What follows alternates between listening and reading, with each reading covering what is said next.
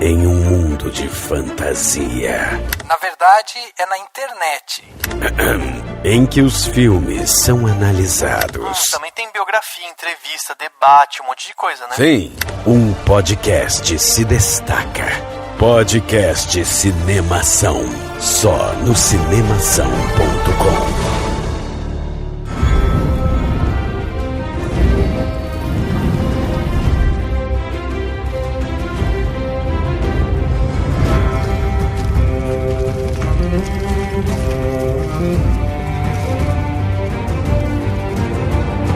Seja bem-vindo ao podcast Cinemação 320. Eu sou Rafael Arinelli e que jornada, meus amigos, que jornada. Eu sou Edu Sácer e fica a pergunta: será que vale a jornada ou o final caga tudo? Ah, que jornada, meus amigos, que jornada. Repetir a minha entrada, né, pra complementar do Edu. Ai, será que vale a pena essa prostituição toda? Eu sou Daniel Cury e eu só queria a 5ª temporada do Brooklyn Nine-Nine na Netflix, o resto tá de boas. Só isso que eu queria. Um sonho tão simples. Até porque a sua temporada lá da sua série japonesa já tá rolando, né, Edu? Não. Você não tá entendendo. Disse que vai ter outra. Ah, Dizem meu que vai Deus. ter tipo uma outra temporada do Terrace House. Uhum. Eu vou precisar, sei lá, de uma clínica pra me reabilitar. Porque vai ser toda vez que o Dani fala Terrace House, eu entendo Terrace Howard na hora. Eu não vou jogar o Daniel, porque eu caí no mundo das drogas, eu tô assistindo de férias com o Waze, então eu não jogo o Daniel. Não, sério, o Terrace House pra mim é tipo muito louco. Agora, cara, ontem eu fui ver um episódio e não aconteceu o que eu imaginava que ia acontecer. Eu falei, mas tá pra acontecer. E aí eu vi mais um. Tipo, 2 episódios seguidos, assim, tipo, eu tava com sono, mas eu vi. Nossa, porque... que vida louca. Muito vida louca, cara. Não, mas sério, porque o negócio, tipo, é muito bizarro. Todo mundo tinha que ver pra entender, mesmo que odeie e nunca mais veja. Uhum. E você fala assim, por que eu tô viciado nisso? Não sei. Mas eu tô, entendeu? É muito louco. Não, ó, eu me comprometi publicamente lá no Twitter, falei pro Daniel, eu vou assistir 3 episódios de Terrace House só pra falar se eu gosto, se eu não gosto, se é bom, se não é bom e tal, pra eu poder, de alguma forma, opinar sobre isso. Então, já me comprometi publicamente e tá lá, é compromisso agora. Agora já era, vou ter que assistir e pode ser que a gente pare, né?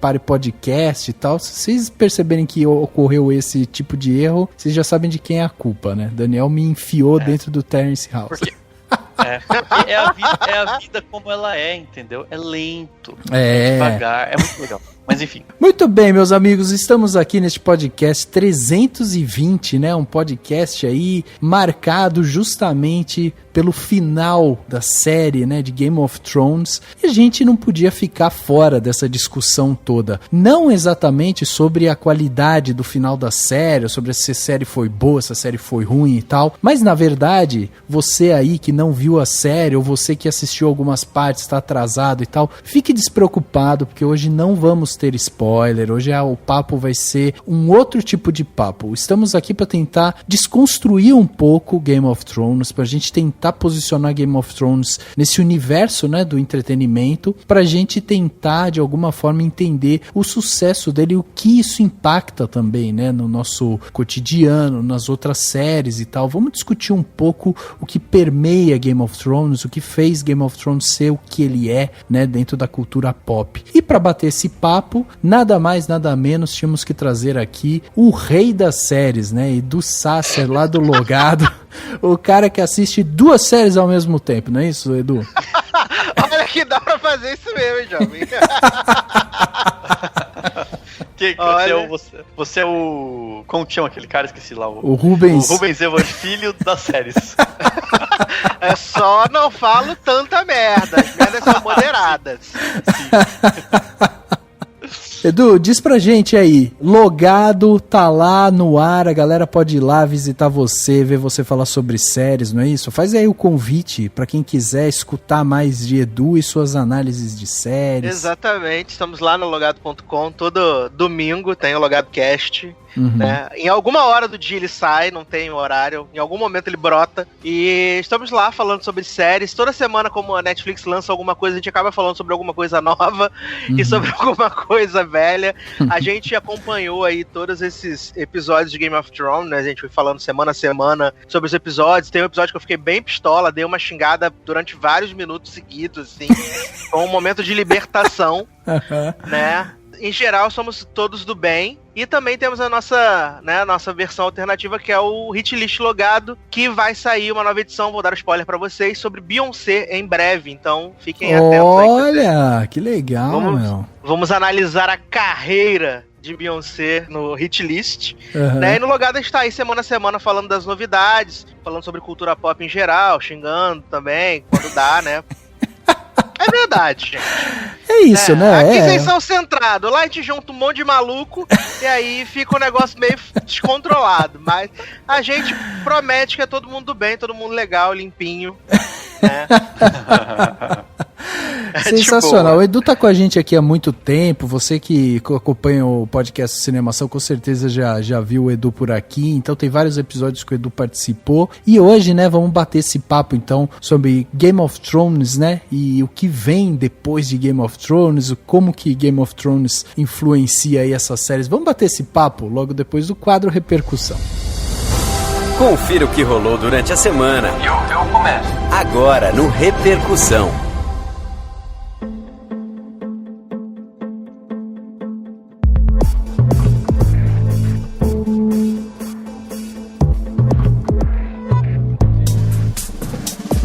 Chegou o momento da gente ler aqueles comentários que vocês mandaram pra gente durante a semana. Afinal de contas, né, estamos sempre em contato aí com vocês. Vale aqui deixar sempre aquele apelo para que você que tá ouvindo aí a gente, envie seu comentário para posts e saem lá no cinemação.com, envie seu comentário para os nossos podcasts. É sempre importante essa interação, né, porque isso, além de tudo, é motivador. Quando a gente vê um comentário de vocês, a gente pode vir aqui, ler e ainda motiva o autor de um post, motiva eu e o Dani, que a gente está aqui produzindo o podcast para vocês e tal. Então é muito importante o comentário de vocês, é muito rico para a gente receber a opinião de vocês. Por isso, hoje, inclusive, vamos ler comentários que não fazem parte exatamente de podcast, que fazem parte ali dos posts que saíram, né, durante a semana no site, né, no cinemação.com, e aí vocês já vão ver também como a gente interage com outra galera que tá lá lendo textos e tal, que eu acho que é importante também esse tipo de interação.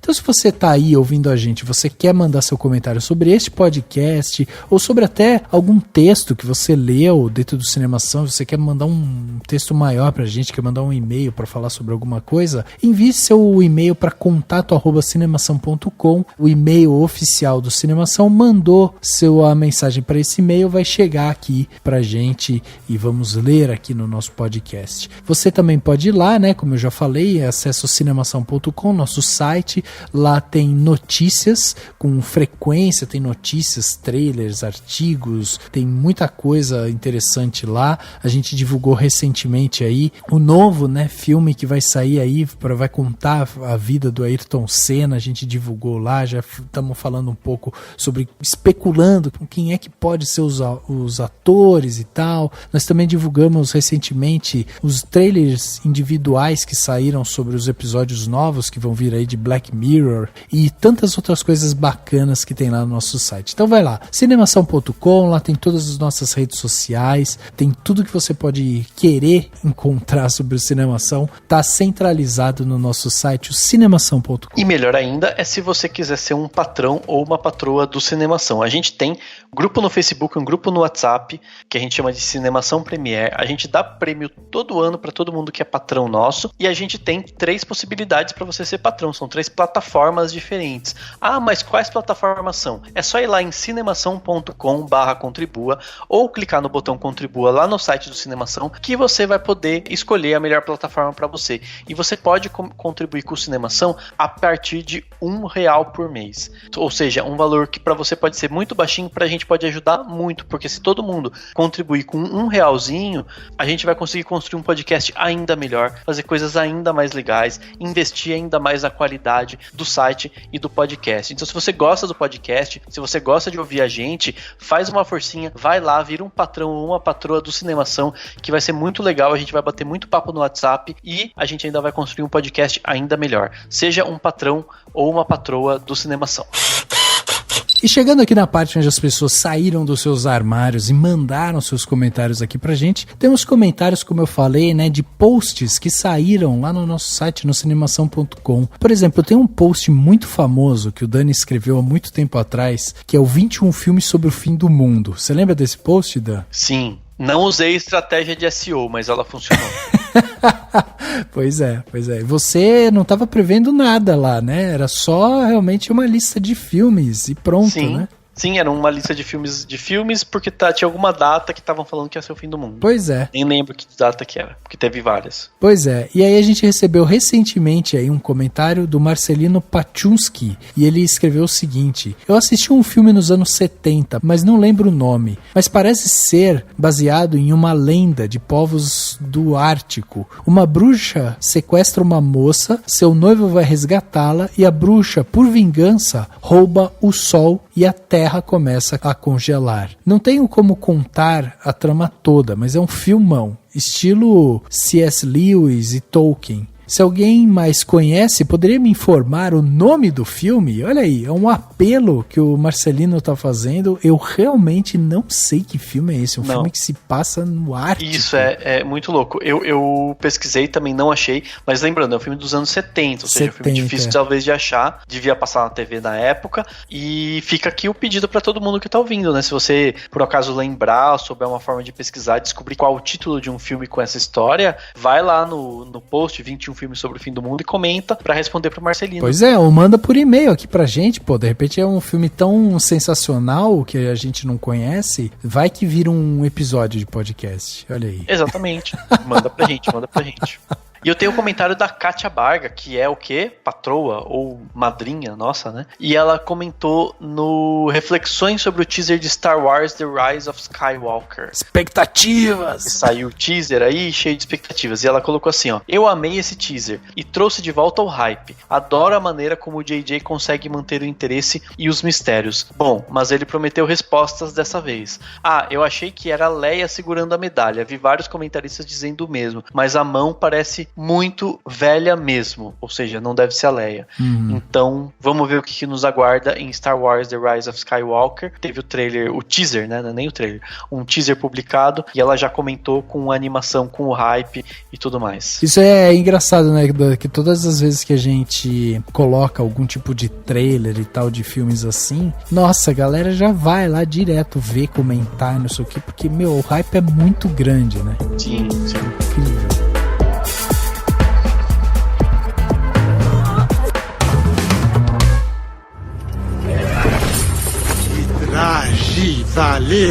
Migei Daenerys Jelmasmo enta Geriol entrat. En Valeria Wepoana Garixan. Valeria Munioengos Nuhis Isa. Kova Gavi! Axios entas, mentios entas! Kiloni pilos lue vale torgios enetas! Ininini otrigatas! Urnei lue dolei brijatas!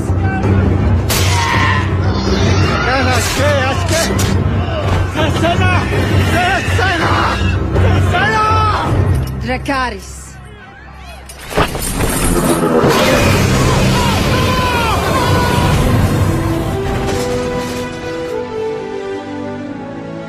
No dia 17 de abril de 2011, chegou às telas da TV, conduzida aí pela HBO, o primeiro episódio de Game of Thrones. É importante a gente posicionar esse período na história humana, 2011, por quê? Porque 2011 foi um ano importante porque a gente estava começando a viver a expansão do streaming. Para vocês terem uma ideia, a Netflix, por exemplo, foi só em 2011 que ela expandiu seus serviços para a América Latina. Ou seja, quando Game of Thrones veio pro ar pela primeira vez, a Netflix ainda estava engatinhando na América Latina, ainda não tinha, tipo, produções originais Netflix e tal. Então tudo isso, né, também ajudou com que Game of Thrones ganhasse notoriedade pelas mãos da HBO, né. Também é importante da gente lembrar que foi nesse ano, em 2011, que a gente teve lá aquela crise muito forte, né, da dívida na Europa. A gente teve também o auge ali da Primavera Árabe, a morte do Osama Bin Laden, o fim da guerra no Afeganistão e tantos outros acontecimentos históricos, né, que foi aí no ano de 2011. Por que eu tô falando disso? Porque é legal da gente ver uma série como Game of Thrones surgir com uma narrativa que falava sobre poder, sobre governança, sobre intrigas, em meio justamente a esse ambiente que a gente vivia naquela época, né? Pois bem, 8 anos mais tarde, no dia 19 de maio agora de 2019, após 8 temporadas, 73 episódios, 18 milhões de espectadores nos últimos episódios, né? A série chegou ao seu fim, dividindo o público e colocando um ponto final naquela que para muitos foi a melhor série de todos os tempos. Gostando ou não, Game of Thrones marcou época. E ele foi reconhecido justamente por suas superproduções, algo até novo, né, para TV, né, como a gente viu. Especula-se que a HBO investiu cerca de 650 milhões de dólares ao longo de 10 anos para produzir as 8 temporadas de Game of Thrones. É um valor expressivo, né? E esse esforço de ter investido esses 650 milhões é ainda uma estimativa para baixo, porque não existem dados oficiais, né, de quanto exatamente que o canal investiu na série, né? Então, esse valor investido é só uma base para a gente ter uma ideia de quanto mais ou menos que o canal teve que investir para tirar a ideia do papel, para fazer a série acontecer. Inclusive em 2017, né, de acordo com o Financial Times, o canal da HBO faturou, a partir de assinaturas, o montante de 6,3 bilhões de dólares. Essa informação é importante da gente ver que mesmo com um alto investimento, né, dentro de uma série como Game of Thrones, você tem um canal por trás que é a HBO que também reinventou o seu jeito de fazer negócio. Porque para quem não sabe, a HBO, ela é um canal de assinatura fechado que ganha seu dinheiro justamente com assinaturas, mais ou menos nos moldes ali da Netflix, só que com um modelo de negócio um pouco diferente, porque ela não faz exatamente o streaming, né, como a Netflix faz. Agora faz, né? Agora começou a fazer. Eu não sei como é que tá com a assinatura. Dá pra assinar só a HBO Go, né? Separada. Eu só não sei quanto então, que dá. Como que tá o esquema. E quem tem assinatura da TV por assinatura, acessa a HBO Go, né? Sem pagar nada. Justamente isso. Tipo, você não consegue assinar a HBO Go se você não tiver um plano de assinatura com um canal, né?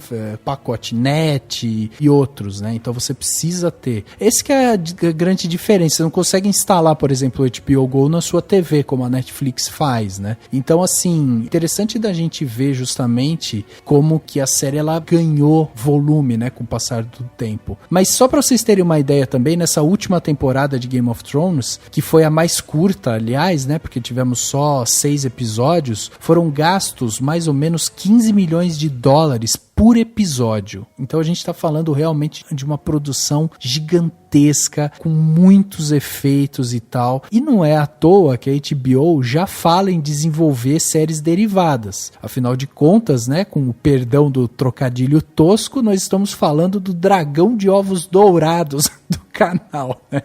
Porque realmente a série Game of Thrones, ela já ganhou 38 Emmys, ela é a série mais premiada da história dos Emmys, né? E ela se transformou realmente, definitivamente, numa produção cara, mas também extremamente bem produzida, extremamente premiada e tal. E casou, né, justamente toda essa parte de produção com o modelo de negócio que a HBO construiu ali. Então esse casamento foi um sucesso estrondoso, né? E saiu do nicho, né? Que eu acho que é uma coisa que é uma tendência, querendo ou não, né? Que cada streaming tende a ter um nicho muito específico. E ela sempre tinha aquele mote do não é TV, é HBO, né? Que é tipo assim, a qualidade acima de tudo. São séries muito, muito boas e tal. Né? De qualidade, de um padrão de qualidade muito grande. Que, querendo ou não, é uma coisa que a Netflix não teve, né? A Netflix sempre foi muito popular. Tanto que você tem muitos filmes que saem que todo mundo fala, a Netflix não é boa, não sei o quê. Porque ela não tá focada só na qualidade, ela tá focada na quantidade também. Quando você tá focado muito na qualidade, você vai ter menos chances de ter coisas que explodem de sucesso, mas quando tem, é uma coisa tipo Game of Thrones que conquista uma audiência muito grande, de repente, sabe, muita gente assiste tudo, e vira um acontecimento, que eu acho que a grande questão também é isso, a Netflix, só pra fazer a comparação, só pra gente entender o momento que a gente tá vivendo, né? A gente, na Netflix, a Netflix tá criando o hábito da maratona, né? Da coisa de você sentar e assistir tudo de uma vez. Chega uma série, chega todos os episódios de uma vez. A HBO, ela conseguiu fazer uma coisa que ninguém imaginou, que todo mundo achou que não ia ter mais, né? Que é o tipo, sentar pra ver a série. Né? Sentar pra ver, é tipo o último capítulo da novela, nas últimas vezes que a gente, faz tempo já que não tem isso, mas quando você tem aquela novela que bomba, né, no Brasil, que todo mundo quer ver e tal, que daí o último capítulo vira aquele acontecimento. Então é meio que isso, é um acontecimento e com uma expansão muito grande, uma quantidade muito grande de gente vendo e não só um nicho específico, né? Não é só o nerd ou só... Não, é todo mundo, gente de tudo quanto é idade, enfim, vários dados demográficos, assim, muita gente. E também uma coisa que eu acho que beneficiou muito o Game of Thrones foi a pirataria, né? Eu acho que no começo... Também. As pessoas, muita gente viu muita coisa baixada ainda lá em 2011, 2012. Hoje em dia é um pouco mais acessível, né? Embora muita gente também continue baixando, mas naquela época muita gente baixava porque não tinha HBO, não tinha ainda HBO Go, então a pessoa baixava. E eu acho que isso facilitou muito o hype da série, né? Sim, não, e aí tem outra coisa, né? Só pra deixar bem claro aqui pros nossos ouvintes. Diferente de canais a cabo que recebem uma parcela pequena das assinaturas, né? E dos canais abertos também, né? A HBO, ela é um canal fechado premium, é assim que ela se classifica. Então, quando você assina seu plano lá de TV a cabo e tal, que daí vai vir Discovery, vai vir, sei lá, National Geographic e tal. TNT, exatamente. Esses canais, eles recebem uma parcela do valor da assinatura que você está contratando ali. A HBO, ela geralmente não vem dentro do pacote, ou você tem que comprar um pacote mais caro que vai incluir ela. Então o assinante ele tem que pegar esse pacote específico para daí ele ter garantido o canal da HBO. Isso garante para a HBO justamente um dinheiro à parte, um montante dela ali, e isso ajuda realmente ela a crescer. Então assim, tem esse número gigantesco, né, de bilhões, de 6 bilhões de dólares em assinaturas aí que a HBO recebe, e é interessante da gente ver porque esse modelo de negócio, que é mais lucrativo, ele também permite para o canal algum tipo de experimentação. E aí a HBO também se posiciona de uma maneira onde ele conseguiu uma autorização judicial, onde ele pode utilizar nudez, vocabulário, vamos dizer, profanos, né, nas produções e tal. Então a HBO conseguiu também isso. Então, Game of Thrones se encaixa dentro de uma segunda era de experimentações da HBO, porque a HBO começou a fazer experimentações com várias séries e tal, com episódios mais caros, tanto que realmente veio, né, para esse slogan que o Dani falou, que isso daqui não é TV e tal, né? Então ela tentou se descolar um pouco do negócio da TV, focou em investir mais pesado nos episódios, diminui a quantidade ou não tem comercial durante a exibição, E isso acaba dando mais liberdade criativa para os seus produtores, né? Então a audiência começa a perceber melhor esse tipo de coisa. E aí você transforma também o jeito como é feito série para pacotes fechados de canais e tal. E foge também um pouco do que a Netflix faz, que é um streaming fechado ali, né? Uma marca fechada e tal. Daí até ia perguntar pro Edu, porque o Edu deve conhecer, eu não assisti. Mas dizem que essa parte de originalidade e tal, que a HBO, né, focou bastante e tal, ela também acostuma abordar gêneros já consolidados para tentar trazer alguma coisa original. E aí eu até li que 2 séries que tiveram assim uma relevância ali pro cardápio da HBO e tal, foi uma série de trama policial e de fantasia, como foi o caso do The Wire e o drama familiar, o 6 Feet Under, né? Que dizem que são 2 séries que tem uma questão ali também de originalidade e tal. Você acha que essa também é a grande questão, Edu? Tipo, a HBO, ela tem um viés, assim, ela tem dentro do seu DNA hoje, tentar trazer coisas que fujam um pouco do padrão, do estereótipo comum de séries? Sim, eles têm essa questão, e eu até colocaria outra série nessas, você falou, colocaria mais uma que foi os Sopranos, né? Ah, verdade. Que acredito que junto com The Wire e com 6 Feet Under e agora com Game of Thrones são, assim, séries que realmente trouxeram uma novidade na linguagem, na forma de abordar até temas. Se você for pensar, uma série que tem uma trama policial como The Wire, se você for pensar, é um tema batido, porque somente nos canais de TV aberta americano você tem muitos desses tipos de seriado, mas a forma com que a temática é abordada e a liberdade que os produtores e roteiristas têm para trabalhar em cima daquele tema, deixam a forma com que a produção é feita muito mais interessante, porque você pode tocar em assuntos mais delicados, você não precisa ficar se policiando tanto por causa dos seus anunciantes, o que eles acham que você deve colocar ou não, o tipo de linguagem. Então, eles têm mais essa liberdade justamente por um canal que se baseia em suas assinaturas e não depender de anunciantes, eles têm essa liberdade para criar. E não é à toa que a HBO tem vários produtos que são diferenciados, e o que eu acho mais interessante da HBO é que eles têm um tino muito bom para perceber o que não funciona. O que não funciona dificilmente vai chegar a ter uma segunda ou uma terceira temporada. Eles não investem muito tempo numa coisa que não traz um prestígio e nem o se tornar o assunto do momento. Porque muitas vezes você não tem o prestígio de uma premiação, mas você tem as pessoas falando sobre aquilo o tempo todo. Então a HBO, ela investe pesado em produtos que vão trazer esse tipo de retorno para ela. Porque como ela precisa dos assinantes, ela precisa ter produtos que saltem aos olhos das pessoas. Eu acho que uma série que reflete bem essa questão de não ser tão prestigiada em premiação, mas que gera um burburinho, a gente pode trazer True Blood.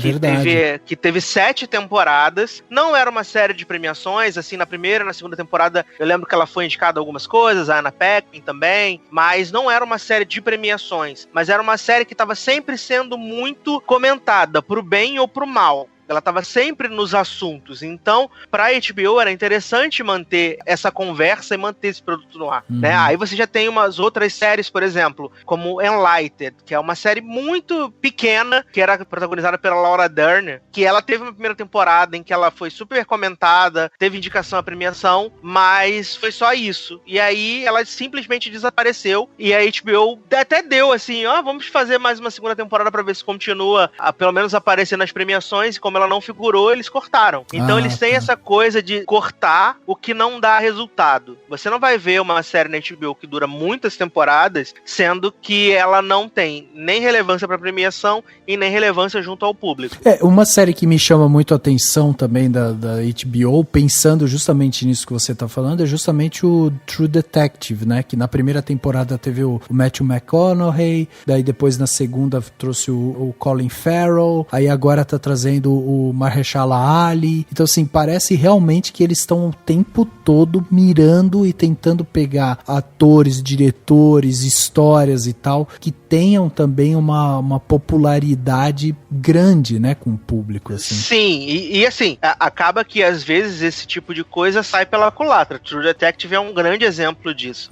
Porque teve uma primeira temporada brilhante, super aclamada pela crítica, pelo público, foi pras premiações, tanto que eles até colocaram na época True Detective não como pra concorrer como minissérie, né? Colocou pra concorrer na categoria de drama, porque acreditava muito no potencial dessa série. E aí, com toda a atenção que eles tiveram, eles apressaram o processo da segunda temporada, que foi um fiasco total, foi um fiasco. Apesar de ter um elenco muito, muito bom, né? A série foi super criticada, super mal falada. O que eles fizeram? Como eles sabem que o produto é um produto bom, eles deixaram a série em descanso. Ela ficou 2 anos e meio em descanso. E agora eles voltaram e a série foi novamente bem falada, bem recebida, né? Então, eles tiveram essa visão de que era um produto que valia a pena insistir e tentar mais uma vez. Porque eu acredito que se fosse um outro produto que tivesse essa queda na qualidade e na recepção do público, principalmente, eles não insistiriam, né, na produção. I saved this city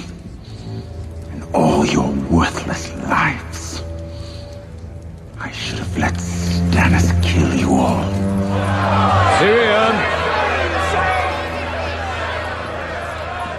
Do you wish to confess? Yes, Father. I'm guilty. Guilty? Is that what you want to hear? You admit you poisoned the king? No. Of that I'm innocent. I'm guilty of a far more monstrous crime. I'm guilty of being a dwarf. You're not on trial for being a dwarf. Oh, yes I am.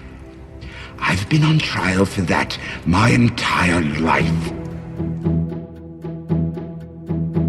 Do Game of Thrones tem muita gente criticando também, né? Apesar de que teve aí 2 anos pra eles fazerem essa temporada, mas tem muita gente criticando um roteiro apressado. Eu não vi, enfim, né? Não sei se eu já deixei claro aqui no episódio, mas eu o Ned Stark morre, desculpa.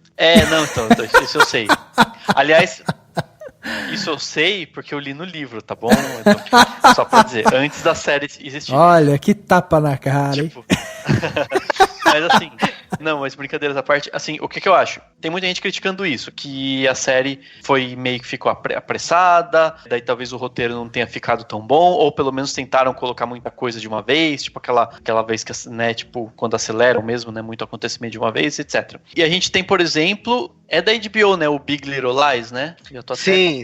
As produtoras. E o Big Little Lies que tem essa coisa de ter a cada 2 anos, né? Assim, teve uma temporada, demorou 2 ou mais, não lembro agora, pra sair a segunda temporada. Até porque tem um elenco de estrelas que fazem filmes e tal, tem Meryl Streep até na série. E eu tava pensando nisso, talvez seja uma tendência, porque as séries estão tão cuidadosas, né? Estão tão preocupadas em ter esse cuidado, e elas estão vindo com elementos tão importantes, tipo, elas estão vindo mais, estão sendo mais representativas do tempo em que elas são produzidas do que os grandes filmes, né? Se a gente parar pra pensar. E elas trazem elementos, ou tem o próprio Handmaid's Tale, né? Do Hulu, que traz elementos muito atuais para serem discutidos. E eu acho que faz sentido que haja uma tendência de até a gente ter mais tempo de uma temporada para outra, né? Que é para ter esse tempo de respiro e também o tempo de produção para garantir uma qualidade, né?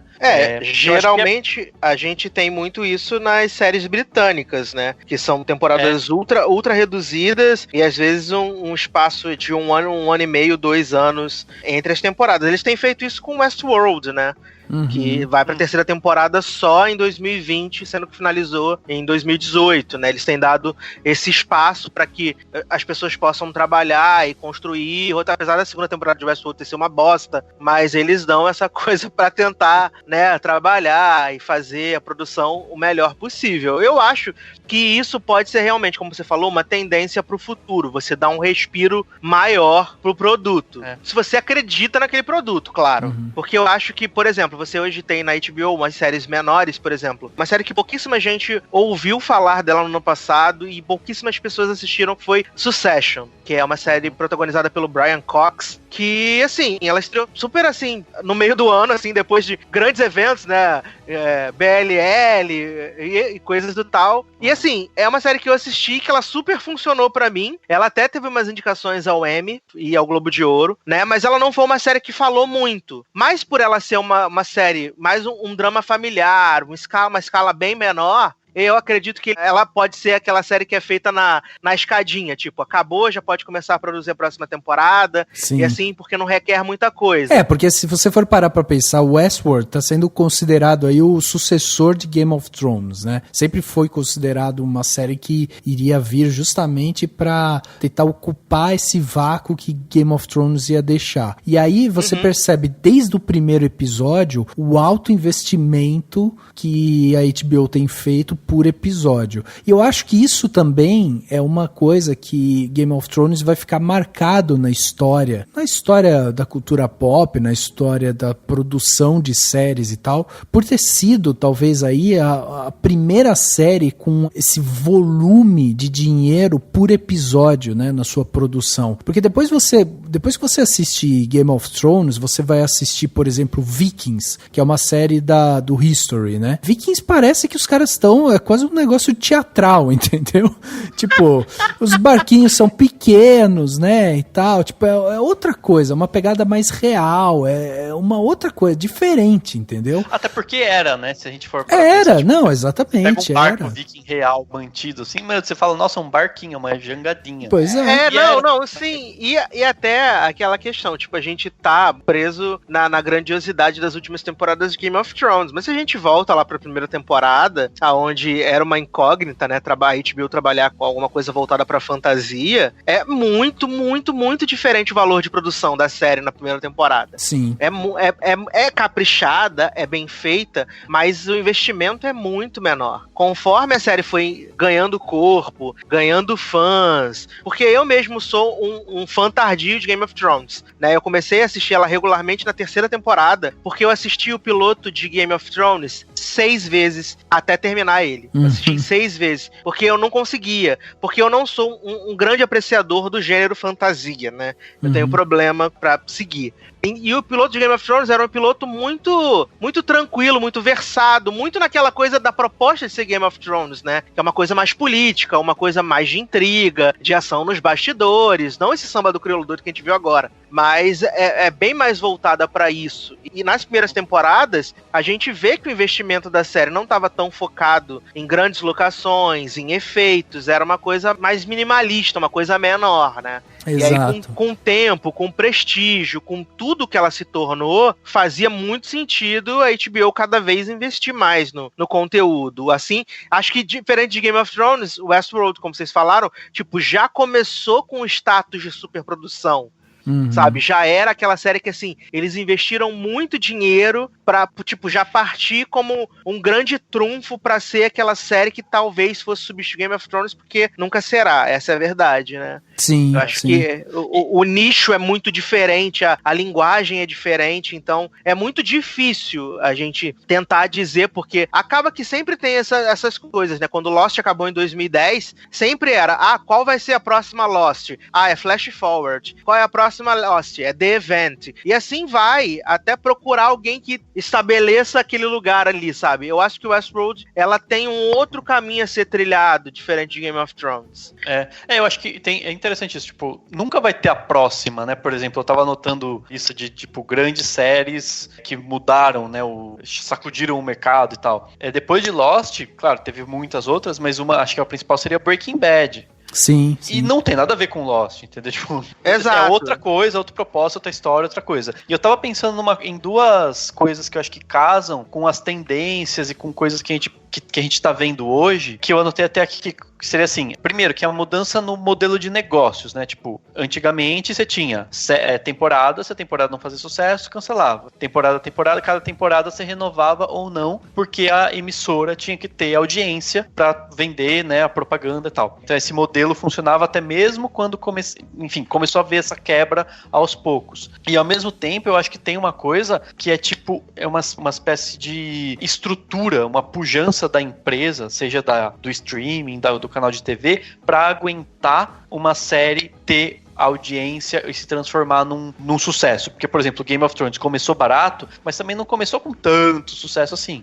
A HBO precisou, além de ter uma boa audiência, claro, daí gente falando, ela precisou ter uma certa sustentação. Falar, não, eu vou bancar isso aqui em algum momento, né? E aí eles falaram, em algum momento, até eles acreditarem mesmo, provavelmente foi na terceira temporada que eles falaram, peraí, agora vai. Antes disso, era basicamente você acreditar e você falar, vamos investir, vamos tentar e vamos esperar que isso ganhe corpo, que ganhe o sucesso estrondoso realmente, entendeu? Você sabe que você falando isso, só pra complementar isso que você tá falando, eu li um artigo que diz exatamente isso, que as 2 primeiras temporadas ali, porque eles trabalhavam com 10 episódios por temporada, eles projetaram $6 milhões por episódio, a partir ali da segunda temporada e tal. E aí eles tiveram realmente que investir mais quando eles viram que a série estava escalando e tal, principalmente também pela pirataria, né, que a série começou a ganhar muita relevância também, e aí os produtores chegaram pra HBO e falaram assim, na terceira temporada a gente precisa aumentar essa verba de 6 para 8 milhões de dólares, porque a gente quer fazer, aí na terceira temporada você vai encontrar lá combate entre navios, você tinha outros grandes combates que aconteciam e tal, e os produtores queriam realmente investir na parte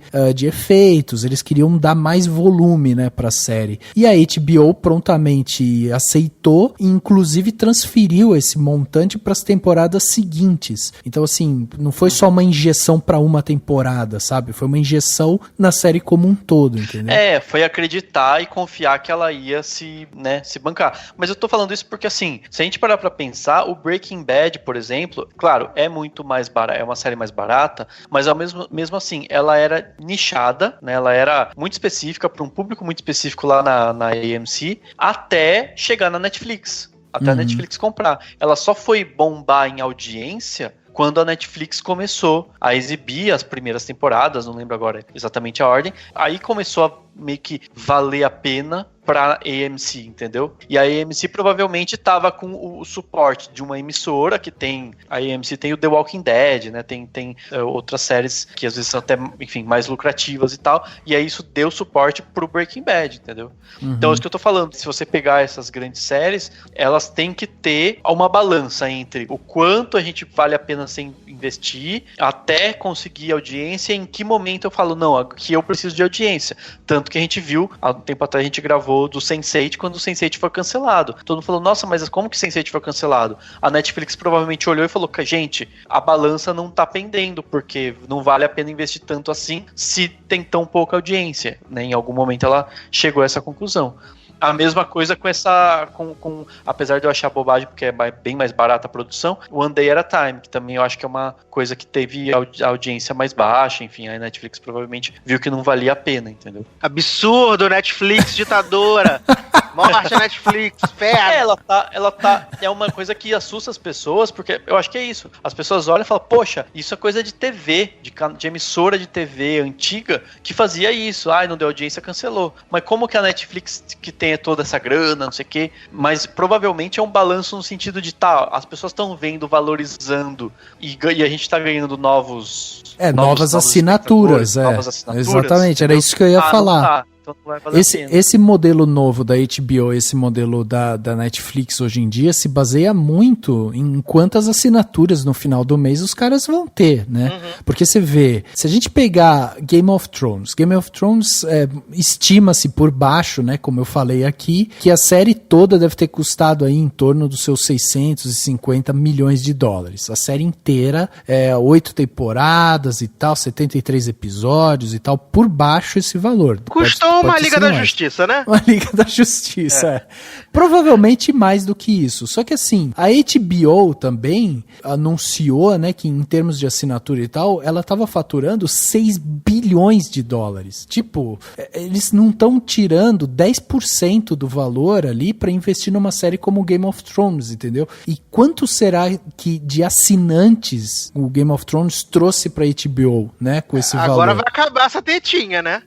Pois é. Só que aí tem uma outra coisa que eu acho que é interessante da gente observar, porque eu tava tentando pensar justamente assim em outros aspectos, porque a gente tá falando aqui da parte de produção, de grana e tal, mas tem uma parte também de construção, de estrutura ali, narrativa e tal, que me chama a atenção também. Por quê? Porque muita gente sabe, né, que a história ali do Game of Thrones e tal, ele foi muito baseado na Guerra das Rosas, né, que era uma guerra lá pelo trono da Inglaterra no século XV, em que envolvia duas famílias, os Lancasters e os Yorks. E aí o George Martin, ele veio e criou, né, as famílias Lannisters e os Starks, né, para tentar começar a fazer justamente essa guerra pelo trono e tal. E aí ele se baseia numa série de fatos históricos ali para ir dando cada vez mais embasamento para a história dele. O Martin, ele até fala assim, eu não me apego aos personagens, por isso que eu mato eles e tal, não tenho esse apego pelos personagens como outros autores têm e tal. Ele inclusive deu uma vez um depoimento dizendo que uma das influências dele foi O Senhor dos Anéis, mas que pra ele, por exemplo, naquela cena em que o Gandalf morre, né, que o Gandalf cai do penhasco lá pra depois se tornar o Mago Branco e tal, ele falava que pra ele o Gandalf podia ter caído lá e morreu, nunca mais aparece, acabou, entendeu? Então ele fala sobre isso, sobre esse desapego. Mas assim, o que eu quero dizer é assim, ele tipo se baseia em outras obras, ele se baseia em história, ele vai buscar outras coisas, né, para ele realmente construir a história dele. E uma das coisas que me chama muito a atenção, que daí eu vou falar de Game of Thrones, mas eu acho que isso se replica em outras séries de sucesso, é a descentralização de um personagem principal específico, sabe? Porque Game of Thrones, ele tem um quê novelístico no sentido dele ter vários núcleos de histórias, aí você começa a tentar acompanhar tudo, mas existe uma visão macro ali que você precisa encaixar as peças. O Westworld tá caminhando para algo muito parecido com isso, apesar de você ter uma força maior ali em um ou dois personagens e tal, mas ele tem um cenário maior. Recentemente agora saiu, né, o trailer da terceira temporada de Westworld, onde a gente vai conhecer um novo personagem, e o próprio Lost, que também tinha, né, outros personagens e tal, mas ele não era tão centralizado em um personagem só e tal, que é diferente, por exemplo, de Breaking Bad. E eu acho que você descentralizar as histórias e você trazer algo histórico, você ir pensar coisa de outras obras e não sei o quê, é uma fórmula de sucesso, porque assim, até como o Dani falou, tipo, Breaking Bad era uma coisa um pouco mais nichada. Eu concordo, ele era uma coisa mais nichada. Eu tava falando de um professor que teve câncer, vendendo droga, não sei o quê. Existia um quê ali científico também, né? Não, eu acho que até pela construção, ele pegava quem gostava mesmo da construção das imagens, ele tinha uma preocupação muito cuidadosa com cada take e tudo mais. Exato. Até aquela época na série você tinha muito pouco, né? Então, e Breaking Bad foi acabar em 2013. Game of Thrones surge em 2011, então a gente tem 2 anos ali das duas séries, uma junto com a outra. E aí Game of Thrones vai trazer uma outra visão de série, que é justamente isso, essa descentralização. Enquanto você tinha uma série que estava no auge, sabe, que todo mundo estava assistindo e tal, que era Breaking Bad, você começava a assistir uma outra, onde você ia acompanhar uma família, onde você ia acompanhar os irmãos, onde você ia acompanhar uma guerra pelo um trono. Então, assim, tinha várias temáticas. E quando você abre mais o leque, a sua chance de encaixar com um público mais amplo também é maior, né? Porque às vezes o cara, tipo, eu não tô tão interessado na parte política de Game of Thrones, mas eu adoro ver dragão voando e queimando gente, entendeu? Tipo, porra, já é um atrativo. Então eu acho que essa fórmula também funciona bem. E eu acho que isso se encaixa inclusive agora com Westworld, que tá chegando, porque tá indo pra sua terceira temporada. Teve 2 temporadas onde ele já começou com esses vários núcleos assim. E eu acho que funciona bem. Now, dismount and kneel before me. Surrender your army and proclaim me the true Lord of Winterfell and Warden of the North. I will pardon you for deserting the Night's Watch. I will pardon these treasonous lords for betraying my house. Come, bastard. You don't have the men, you don't have the horses, and you don't have Winterfell. Why lead those poor souls into slaughter? There's no need for a battle. get off your horse, kneel. I'm a man of mercy.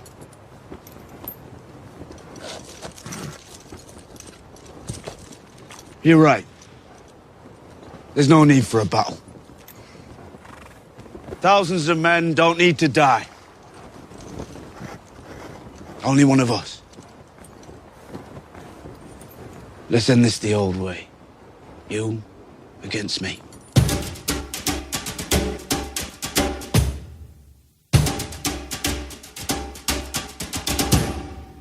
Quando você tá investindo em principalmente em alguma coisa nova, eu acho que você, de certa forma, você vai ter que fazer tentativas e erros, né? Por exemplo, a gente tava falando de Game of Thrones, a fantasia, não sei o que e tal, e aí você traz você vai investir em Westworld, que é uma coisa mais futurista, que pelo menos na primeira e na segunda temporada você tem aquela coisa do faroeste, entre muitas aspas, né? Então você vai experimentando algumas coisas para ver de que forma o seu público vai receber isso. E eu acho que a terceira temporada de Westworld, principalmente, ela vai ser a grande prova desses experimentos que eles puderam fazer nas duas primeiras temporadas, sabe? Uhum. Eu acho que, pelo menos pra mim, que acompanhei, assim, a segunda temporada eu vi parcialmente, não vi toda, porque realmente não consegui. Foi muito difícil pra mim.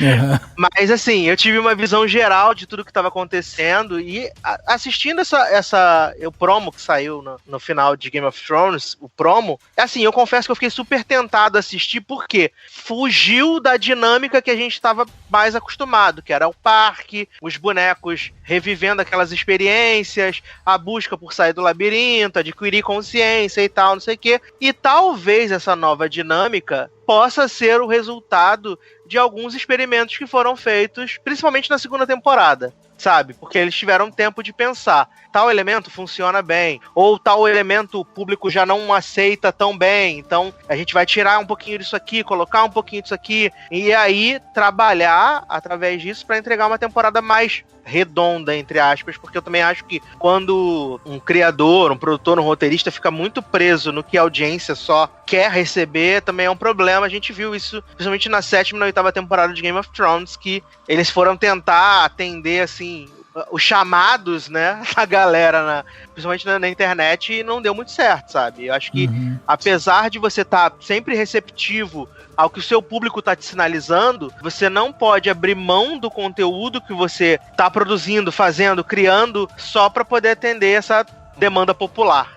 Nem sempre a demanda popular é exige o correto, mas eu acho que uma coisa que aconteceu no Game of Thrones foi a redução a quase zero de cenas de sexo, né?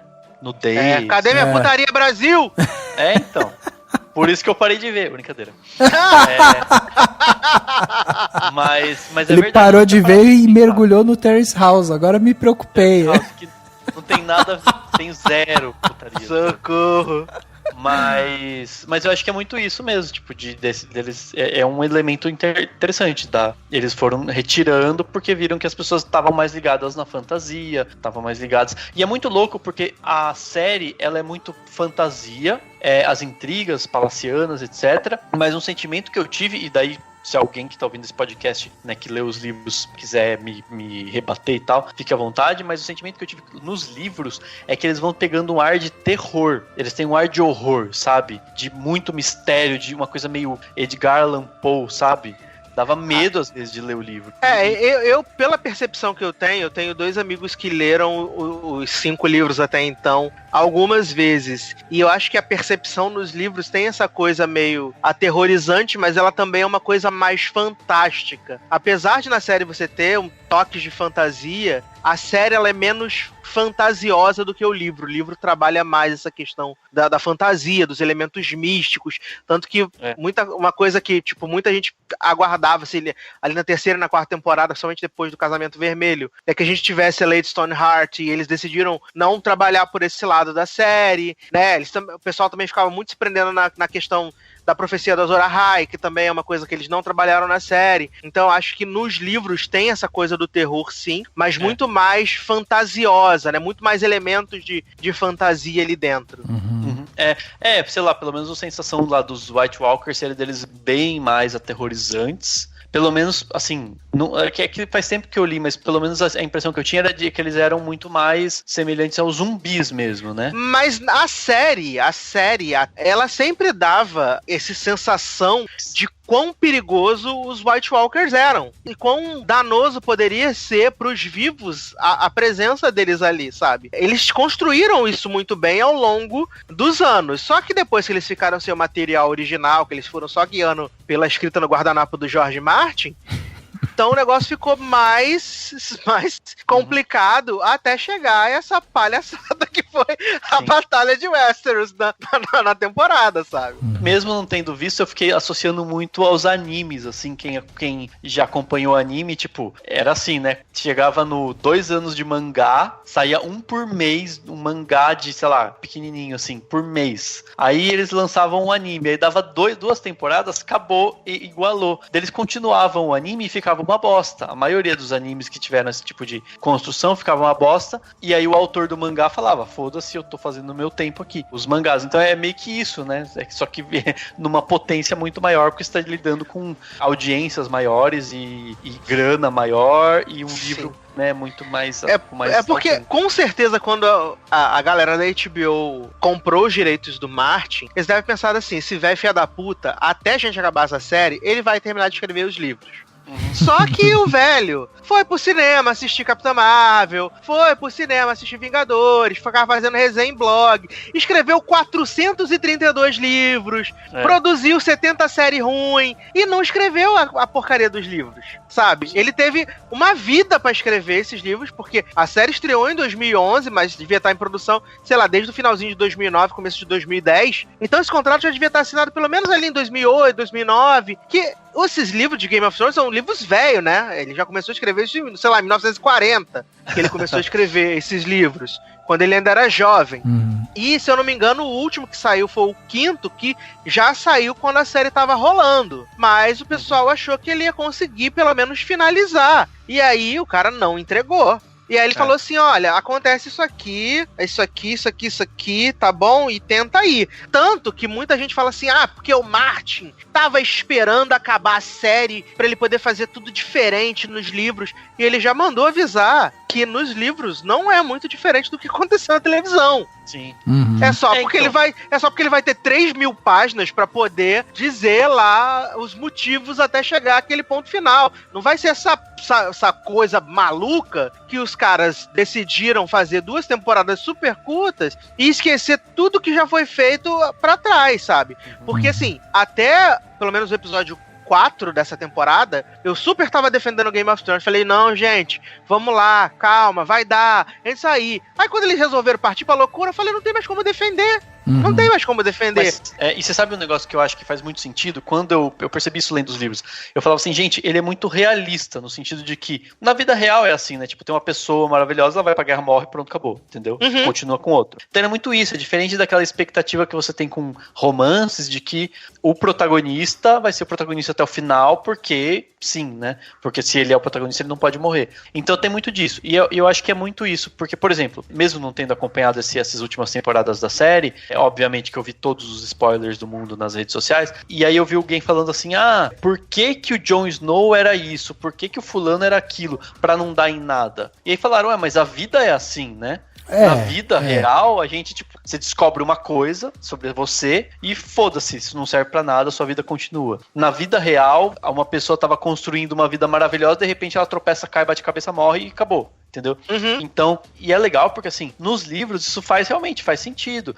Pega um personagem, eu não sei porque como eu não vi, mas eu tenho ideia de que assim, personagem X era bacana ou tinha tais objetivos, e aí de repente, do nada, ele mudou completamente de objetivos. Se a pessoa mudou totalmente de objetivo, na vida é assim. A diferença é que realmente ele vai ter as 3.000 páginas pra explicar o porquê, pra a gente entender tudo. E aí na série provavelmente foi apressado. Então, mas aí tem outra coisa, porque assim, ó, eu não tenho esse rancor com a série e tal, como o Edu tem, assim. Pra mim, ela terminou bem, essa série. Eu não tive esses problemas, não fiquei, sabe, achando ruim e tal, como muita gente achou. Agora, o que me chama muito a atenção também, principalmente pra fórmula Game of Thrones de ser, é justamente que ela vai desaguar nesse problema constante que é de séries que levam muito tempo pra serem produzidas e que elas um dia vão precisar chegar num final. E geralmente o final, o fã toma pra si a responsabilidade de achar o que é melhor pra cada um dos personagens e tal, e aí geralmente não aceita o que os produtores fazem com a série. Por quê? Porque quando a série ela leva muito tempo pra ser produzida, cria-se essa familiaridade com os personagens, cria familiaridade com a história e tal, e aí a gente fica sempre muito apegado às coisas ali, né? Então assim, eu entendo as reclamações que fizeram em cima de Game of Thrones, em cima dos personagens, em cima de mudanças e tal, blá, blá, eu entendo esse tipo de coisa. Só que eu também entendo que pelo fato deles terem reduzido o número de episódios, eles tiveram realmente que pisar no acelerador ali. Então assim, você começa a observar também algumas coisas na parte de produção ali e tal, que você vai ver que tipo, no final das contas, você pegando produção, história, valor, a série precisa chegar no final e tal,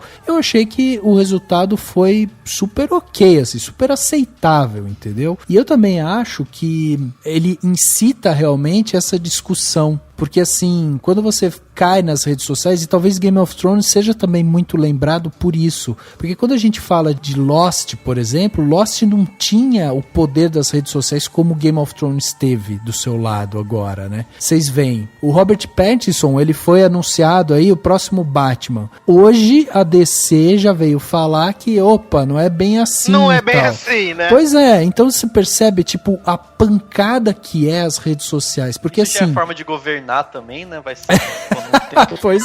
Pois é, exatamente, porque olha só, eu nunca assisti Lost, agora as informações que eu tenho é que muitos fãs de Lost adoraram a jornada, mas acharam horroroso o final, ficaram extremamente decepcionados. Eu amo o final de Lost, então, verdade. Aí você vê, só que Lost, quando ele acabou, não tinha esse poder midiático que hoje a gente tem. Então, assim, o Game of Thrones chegou ao ponto de que menos de 1% dos fãs foram fazer petição para que fosse alterado o final da série. Tipo, a gente tá chegando nesse nível. E aí alguns atores tiveram que sair e falar, viu, gente, pelo amor de Deus, tá acabado, sabe? Os produtores falando, viu, ó, encerrou, acabou, é isso daí, acabou. Eu acho que aí a gente entra num outro nível de discussão, que é o das pessoas acharem que tem o poder sobre tudo. E por um lado isso é bom, porque, por exemplo, quando o assunto é a forma de governar, realmente a gente tem que se mexer até para além das redes sociais e dizer o que quer, o que não quer e tal. Faz sentido. Mas eu acho que assim, as pessoas precisam aprender que nem tudo tá no controle delas e a gente precisa aceitar isso. Então, tipo assim, sabe assim, essa coisa do você pode amar esse personagem, você pode amar esses livros, você pode amar a série, você pode amar o filme, você pode amar a Marvel, a DC, ou Game of Thrones, o que for. Você não tem absolutamente nenhum poder sobre o que vai ser produzido. Você só tá aqui esperando e assistindo passivamente. Então, aceite essa sua condição de assistir e dizer se gosta ou não gosta. Mas então, não tentar mudar. E você não acha que isso casa... Que isso casa justamente com aquilo que você estava falando, que era uma coisa mudando, uma coisa que a gente precisa, porque assim, o final da série, se ele não vai de encontro também com a expectativa de que muitos fãs tinham e tal, será que também não é um choque de realidade justamente nesse sentido, sabe? De que, a vida é assim, às vezes tem final que você gosta, tem final que você não gosta. Eu até achei engraçado porque circulou na internet, fizeram um retrato como se fosse uma aquarela pintada assim, do que seria, o que os fãs gostariam. Aí era um negócio assim, tipo, pintadinho, tipo uma família tradicionalzinha, com, sabe, o Jon Snow segurando o seu lobinho no colo, um bebezinho e tal, sabe, uma coisa assim, tipo, bem clichê, assim. Eu falei, realmente, tipo, assim, eu acho que assim, a gente precisa tentar entender também, justamente, que esse choque de realidade, ele passa tanto pelo arco narrativo ali da história, e ainda assim, é discutível, porque, por exemplo, o Edu não gostou, mas eu gostei gostei. Então é discutível. A mesma coisa de Lost, né? Tipo, tem gente que fala que é horrível, o Edu falou que gostou. Então, assim, a parte narrativa já é discutível. Agora você cai também pra uma outra vertente dessa discussão, que é justamente esse choque de realidade, que era o que você tava falando. Tipo, era uma série que se baseava tanto tempo em uma coisa mais crua, em ser verdadeira, em que de repente as pessoas mudam de característica, em que, o cara foi ali, morreu, não volta mais e tal, entendeu? Acabou. E aí, de repente, você precisa trabalhar isso com você no sentido de falar, bom, a história que foi me contada teve esse final. E aí, cara, eu não posso querer que a Chapeuzinho Vermelho vá lá, sabe? Tipo, matar o lobo, porque ela não mata o lobo, entendeu? Mas sobre esse assunto das pessoas não aceitarem, eu tava falando com uns amigos meus, principalmente na semana passada, que essa encheção de saco com Game of Thrones, ela me estressou num nível que eu não aguentava mais ouvir falar sobre Game of Thrones, e eu não queria mais falar sobre Game of Thrones. Foi até quando eu fiz o meu desabafo no Logado Cast, foi justamente sobre essa questão. Falei, gente, seguinte, o roteiro já está escrito, as cenas já estão filmadas, nada do que você fizer ou falar vai adiantar, vai mudar o que já tá feito. Só que tão, pra mim, pelo menos, foi tão irritante ver as pessoas falando o tempo todo, porque descaracterizaram o personagem, porque tá uma merda, porque não sei o que. Cara, eu entendo a sua frustração, e eu, principalmente, eu compartilho de um pouco dessa sua frustração. Eu só preciso entender que o fato de eu estar frustrado da forma com que se finalizou a série, tipo, o fato de eu ir pro Twitter, encher o saco, falar pra caramba, né, ficar reclamando sobre isso sobre dias e dias e dias e dias, não vai mudar o fato que o produto já está pronto e que a sua frustração com aquele final vai continuar, sabe? Exatamente. E principalmente, as pessoas que não conseguem aceitar com as pessoas que gostaram de como foi encerrado. Pois é. Sabe? Daí não vira uma coisa até meio sádica, assim, porque tipo, eu odiei. Aí você vai lá olhar o penúltimo episódio, tipo, teve recorde de audiência, 18 milhões de espectadores. Tipo, eu odiei, estou odiando o ritmo, mas deixa eu ir lá ver, né, pra ver se de repente nesse episódio muda. Porra, então calma aí, cara. Então, tipo, ou você aceita ou não aceita, entendeu? Ou tipo, não gosto e para, entendeu? When people ask you what happened here, tell them the North remembers. Tell them winter came for House Frey.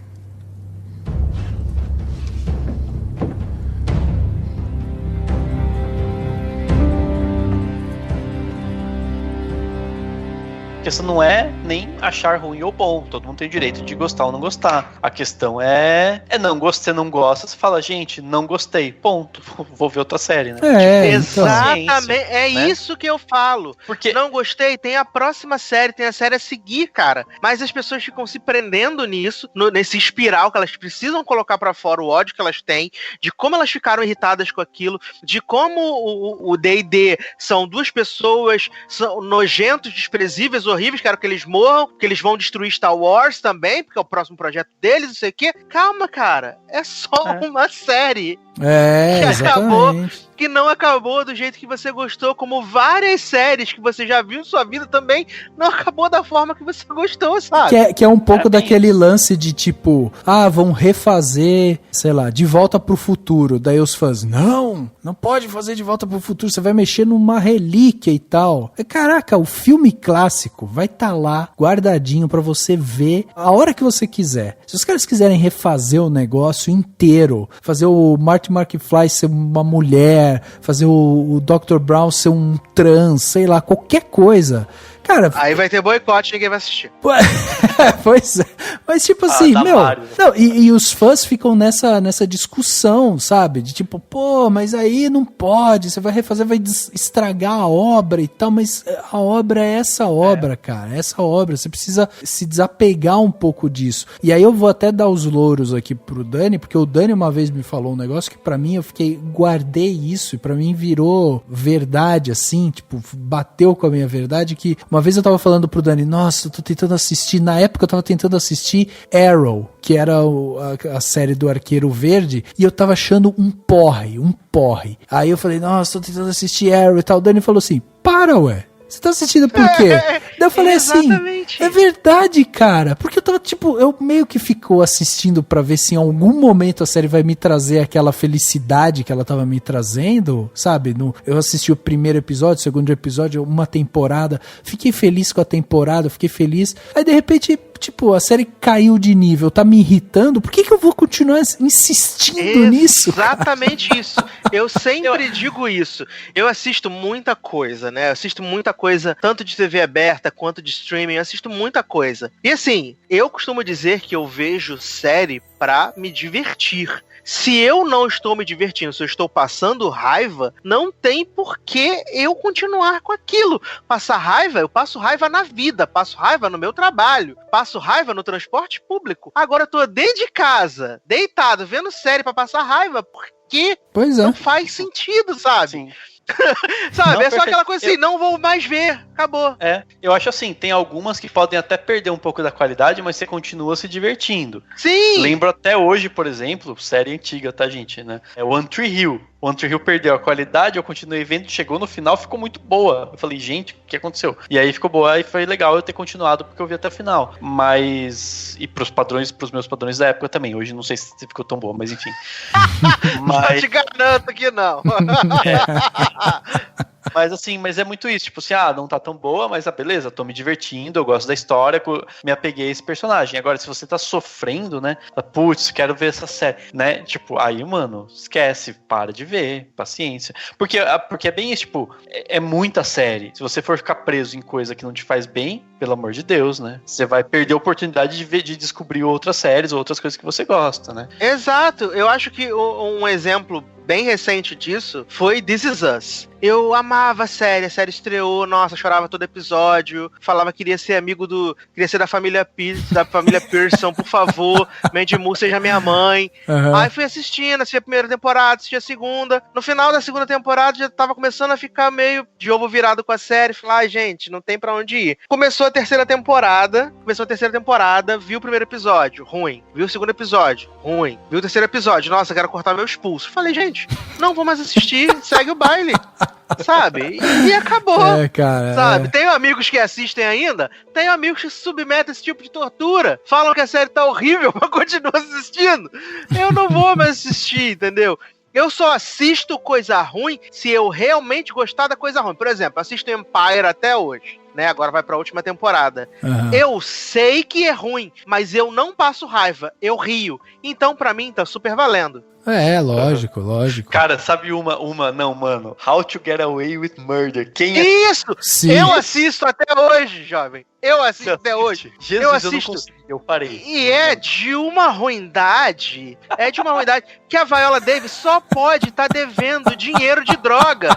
Porque não é possível que uma vencedora do Tony e do Oscar esteja se prestando a uma pataquada dessa durante 6 anos seguintes. Sim. Ou a Shonda Rhimes tem uma lista dos porra da Viola Davis e fala assim, você vai fazer, senão eu vou divulgar essa merda aqui. Exatamente. Entendeu? Mas é uma série que eu não passo raiva. Porque ela é tão surreal que pra mim já passou do nível da ruindade. Ela é tosca, então eu sigo me divertindo. Caraca, e quando saiu essa série, o Daniel falava tão bem dela. Eu fui assistir acho que 2 episódios, falei, cara, não dá. É que a primeira temporada é ótima. Nossa, eu não consegui nem a primeira temporada. Assisti 2 episódios e falei, caralho, que coisa chata, cara, chato. Não, eu não consegui. Primeira temporada é um cristal. O problema é que agora ela vai pra 6ª temporada, né? O problema é que quando você tem pessoas que vão matando outras pessoas e sempre se escapando durante 5 anos, fica um pouco inverossímil, né?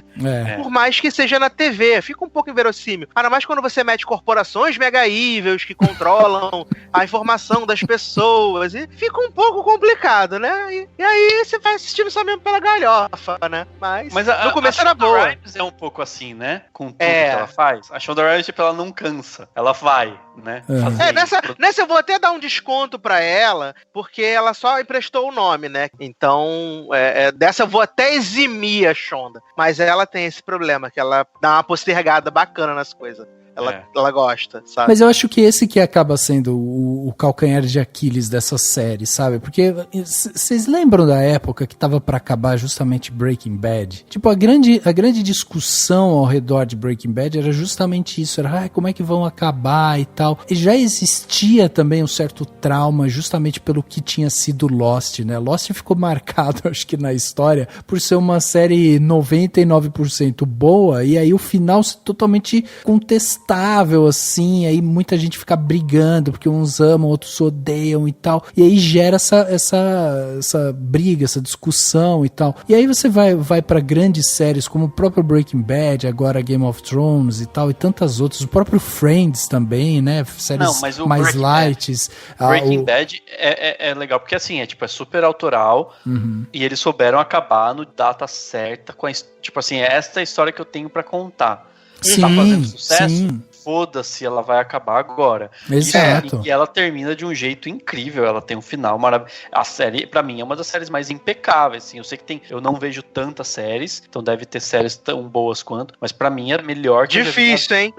Foi Breaking Bad. Então, mas você vê, mesmo Breaking Bad, assim, apesar de eu também acho que ela tem um final muito bom, mas mesmo ela tem, assim, episódios que são arrastados, que às vezes parece que vão do nada pro lugar nenhum, entendeu? Mas eles têm propósito e então, eles são cinematograficamente maravilhosos. Sim, mas todos têm, todas as séries têm algum episódio que é assim, entendeu? É isso que eu quero dizer, assim, tipo, não importa exatamente o tipo de série ou a temática que ela aborda e tal. Se ela se mantém muito tempo no ar, você cria uma legião de fãs, esses fãs eles ficam totalmente acostumados com aqueles personagens, com aquelas histórias e tal, e aí depois, quando a série termina, existe toda essa discussão se ela terminou bem ou se ela terminou mal, tipo, era uma coisa comum, né? O próprio How I Met Your Mother, que é uma série que, tipo, eu adoro How I Met Your Mother, mas o final da série, ele também gera uma série de discussões, uma série chacota, né? Pois é, então, de novo, entendeu?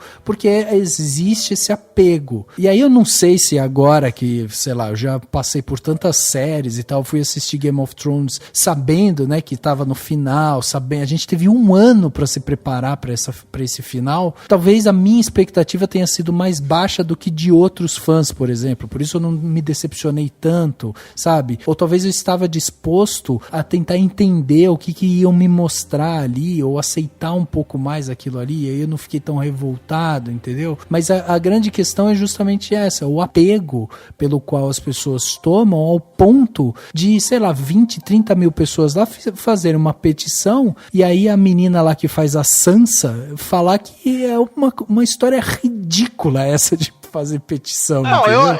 Isso faz parte também de tudo que é muito grandioso. Muito, tem muitos fãs, exato, né? exato. Tipo, tem petição também pra, sei lá, pra mudar o Batman, tem petição pra acabar com o fulano, tem petição pra não usar o ator X pra ser, sei lá quem. Eles sempre fazem, sempre inventam essas coisas. Agora, então, petição pra lavar a louça que tá na pia, ninguém quer fazer.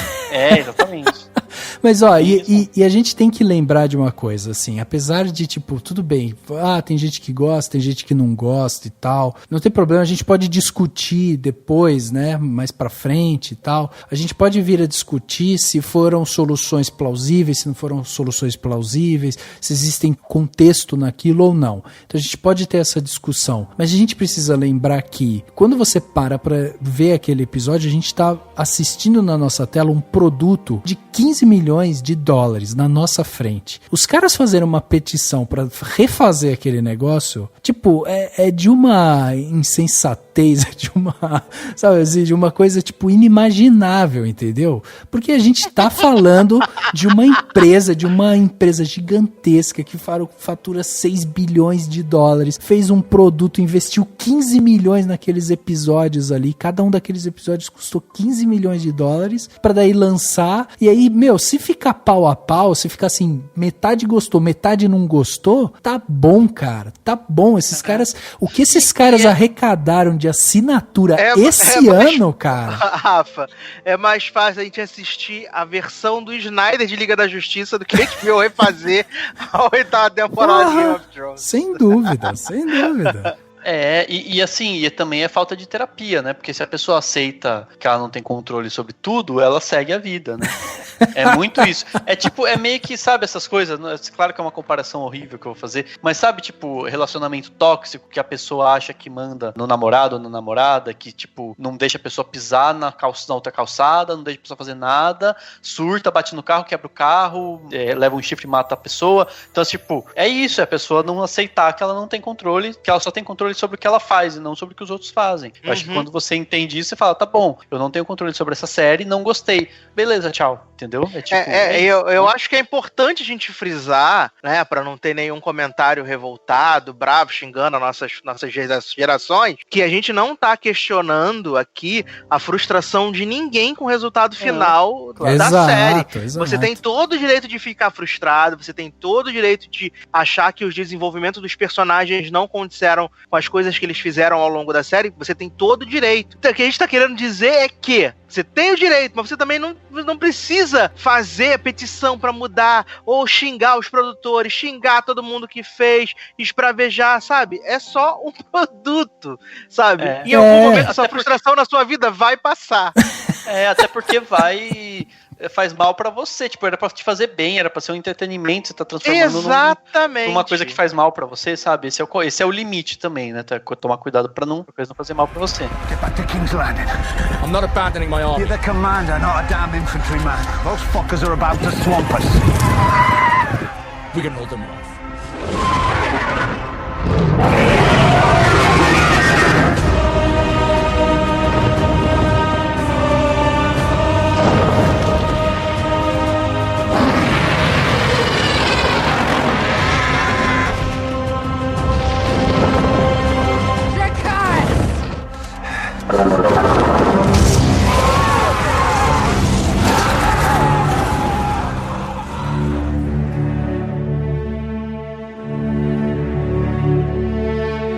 Vou até perguntar pra vocês, porque assim, na minha visão, o Game of Thrones teve uma jornada belíssima, assim. Pra mim, com certeza, tá entre as melhores séries que eu já vi. Adorei todas as surpresas que eu tive. Eu achei a jornada maravilhosa, assim. Me diverti muito com Game of Thrones e tal. Recomendaria pra outras pessoas, pra outras gerações e tal. Tipo, é uma série que eu gosto muito. Gosto muito também de toda a parte de estrutura narrativa que ela tem e tal, todas as soluções que ela se propõe a fazer. E gosto também de toda a parte de produção, principalmente essa última temporada, que tiveram um cuidado maior com muita coisa lá, de fotografia, enquadramento e tal. Tem muita coisa ali interessante que a gente pode analisar depois, mais pra frente. Mas aí a pergunta que eu ia fazer pra vocês é justamente essa, assim, justamente da jornada, né? Porque o Edu começou até falando aqui, né? A frase do Edu foi justamente esse questionamento, tipo, vale a jornada se de repente o final é frustrante e tal?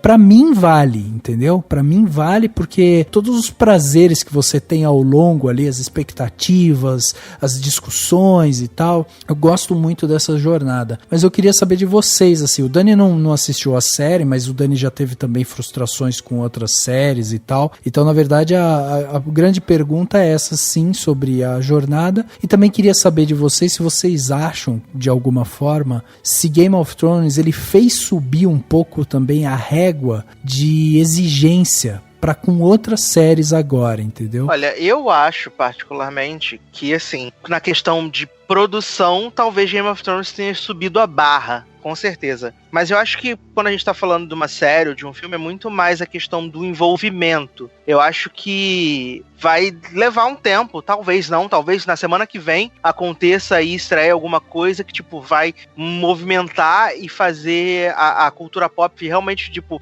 Game of Thrones já passou, agora a gente vai. Porque quando acabou Lost, né, a gente teve essa sensação de agora, apesar do final ter sido ruim, as pessoas tendo reclamado, eu acho que se tem uma coisa que a gente pode comparar Game of Thrones e Lost, além dos finais decepcionantes para a parte das pessoas, é que foram duas séries que mexeram com as pessoas, sabe? Eu lembro que Lost, as pessoas ficavam esperando o episódio acabar para baixar o RMVB para ver, e os fóruns com as teorias de quem era o monstro de fumaça, né?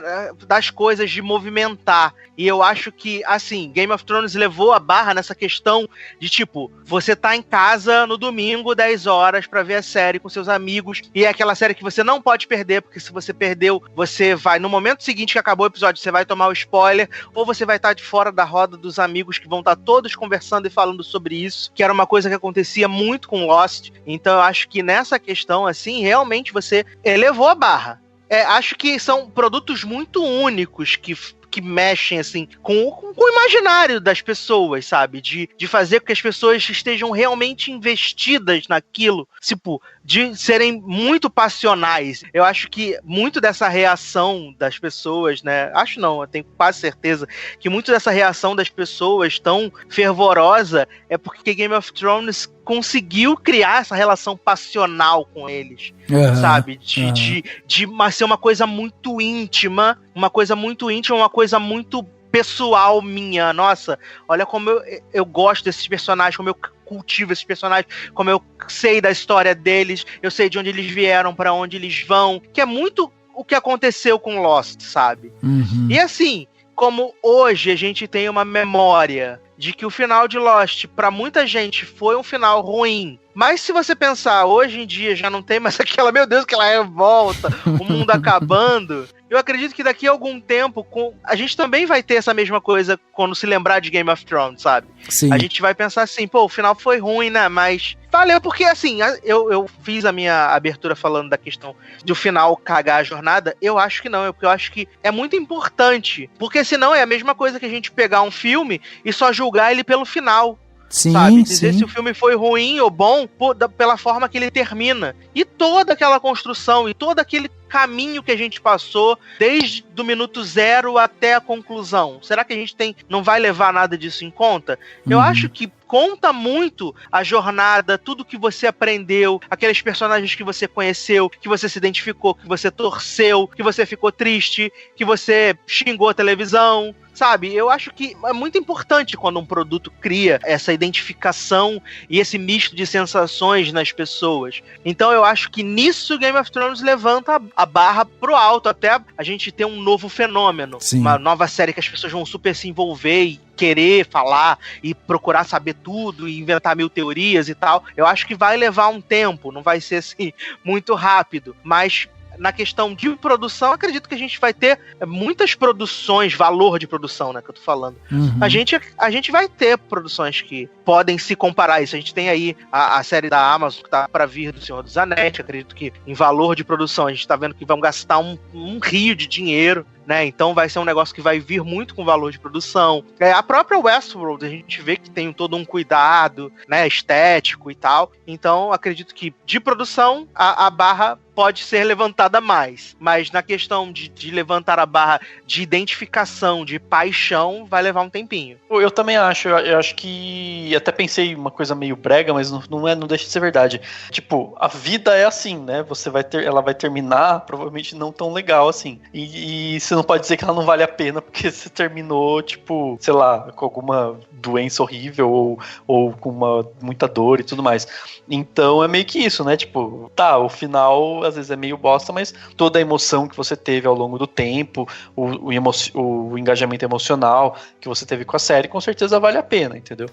E eu acho que o Game of Thrones pode subir a régua de exigência das pessoas, mas eu acho que não necessariamente com grana e com, sabe, tem que ser agora muita fantasia, muito efeito especial ou isso ou aquilo. Eu acho que é natural que as pessoas fiquem cada vez mais maduras quanto à exigência de construção de personagem, de como se desenvolve as coisas, de como a série, sabe, de quanto elas se engajam com os personagens e com a história que está sendo contada, entendeu? Então, quando isso pode aumentar, mas eu também acho que a tendência é que os serviços, principalmente os de streaming, e claro, todas as TVs agora têm o seu próprio serviço de streaming, então isso faz sentido. Eu acho que o streaming, ele faz com que valha mais a pena o investimento, porque você depende também do longo prazo, né?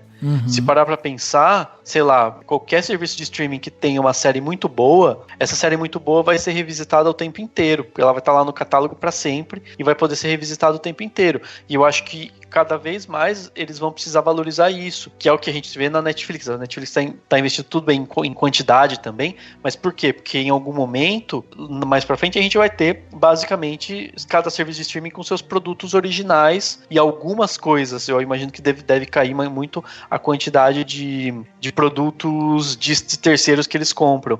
Então, isso faz com que eles precisem investir em boas histórias, boas séries, que sejam duradouras. E série duradoura é justamente aquela que tem uma história muito boa que vale a pena em qualquer tempo. Então, sei lá, pensa que nossos filhos e netos, né, pensando, você vai poder falar assim, vamos ver, vou te mostrar Game of Thrones, vou te mostrar Breaking Bad, vamos assistir aqui. E aí tá lá no streaming porque faz parte, né? Tá disponível a qualquer momento. Coisa que antigamente você teria só se você tivesse o DVD e tal, né?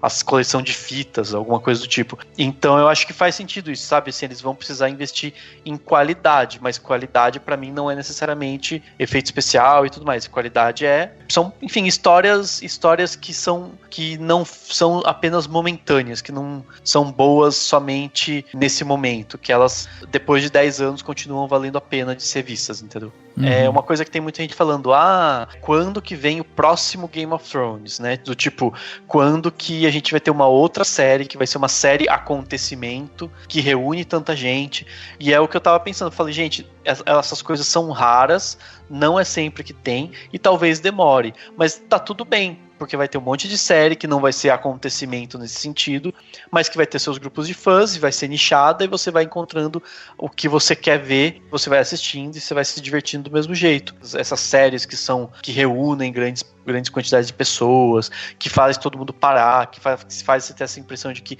tá todo mundo falando desse assunto, talvez demore alguns anos, e não dá pra dizer que vai ser de fantasia, ou de drama, ou disso, ou daquilo. Vai ser, e geralmente também nem os produtores conseguem prever exatamente, né, o nível do sucesso.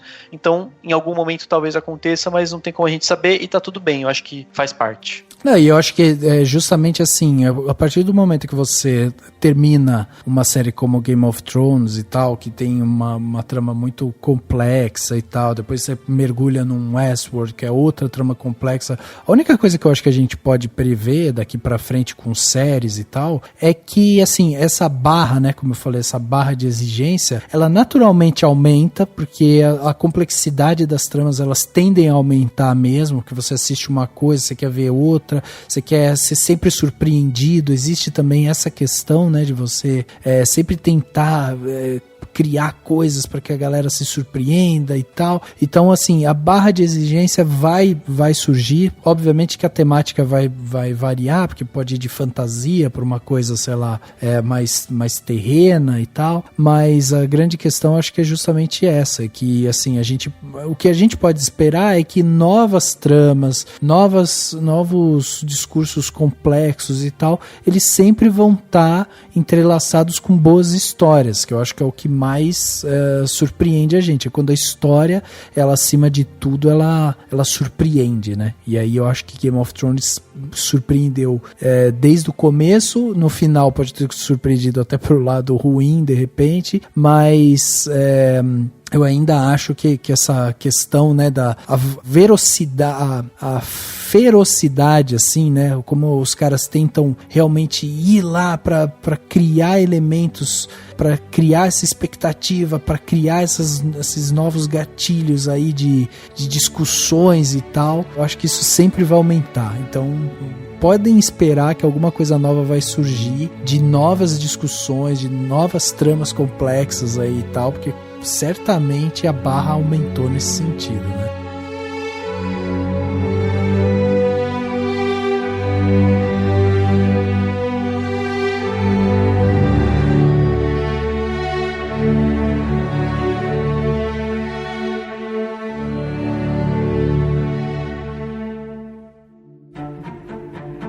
Dicas para a sua semana? No Plano Detalhe.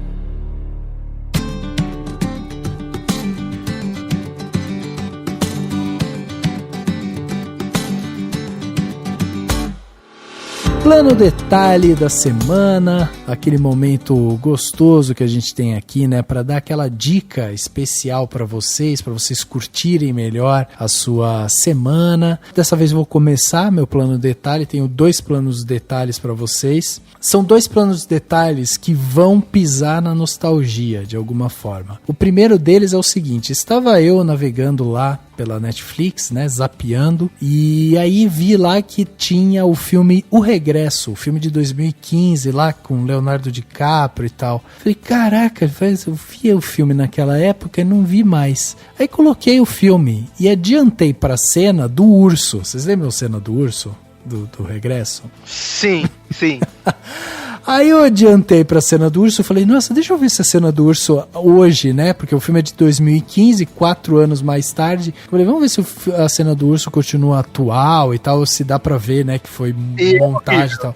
Não, e continua horrível, continua super real. E aí o pior, eu fui ver a cena do urso e não consegui mais parar de ver o filme. Reassisti o filme inteiro novamente. E aí eu queria dar esse plano detalhe aqui, né, essa dica para os nossos ouvintes, que é: vá assistir O Regresso, o filme que tem lá o Leonardo DiCaprio. Ele levou o Oscar por esse filme, mas eu acho que vale muito a pena. Um filme de vingança, resiliência, é um filme super que te prende, sabe? Você quer saber o que vai acontecer ali. Pô, eu gostei muito de reassistir O Regresso. E o melhor, tem na Netflix, né? Então super fácil aí de ser assistido. O meu outro plano detalhe é um canal novo que começou aí no YouTube recentemente e que eu achei bastante interessante, que é o Provocações. Pra quem não lembra, né, Provocações era É do Tais? Então, do Tais, exatamente. Pra quem não lembra, Provocações era um programa que passava na Cultura e quem era o apresentador era o Abujanra, né, o Antônio Abujanra, que era diretor de teatro e ele tinha sempre um jeito de entrevistar muito interessante, assim, o tipo de entrevista que ele fazia. Sempre começava com um monólogo, com textos muito eloquentes, assim, e tal.